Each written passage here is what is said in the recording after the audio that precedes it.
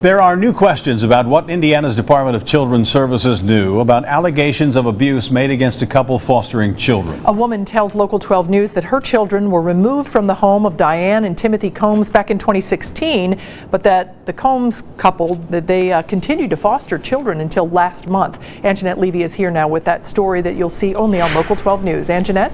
Well, Cammie, LeeAnn Peelman says that she had a drug problem, so her children were taken away from her in 2014. She got them back 2 years later. Now she's wondering why Diane and Timothy Combs were still fostering children after her daughters were removed from their home.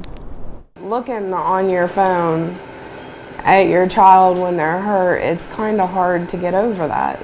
LeeAnn Peelman hasn't been able to sleep for the last couple of days. She can't stop thinking about the injuries that her daughter JayLynn suffered while being fostered by Diane and Timothy Combs. It was when the kids were showing up at visits with black eyes and bruises, and pictures were taken, and I notified my caseworker. One time, Peelman said she was told that a big dog had knocked over JayLynn. Another time, Peelman was told that then 2-year-old JayLynn unbuckled herself from her car seat, and Diane Combs swerved to avoid hitting a deer, and JayLynn hit her head.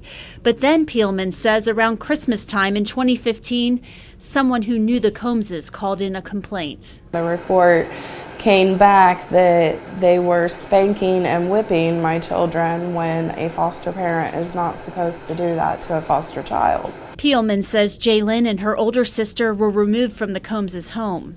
The Indiana Department of Children's Services placed Peelman's children in 2 other foster homes before she got them back.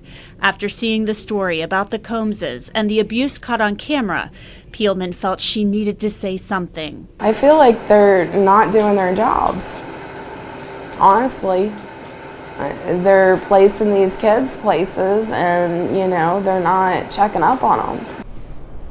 Peelman says a DCS caseworker came to her home last month and asked to interview the children about a new case. She said she didn't understand why until news of the Combs' arrest broke earlier this week. Peelman says those interviews haven't taken place yet.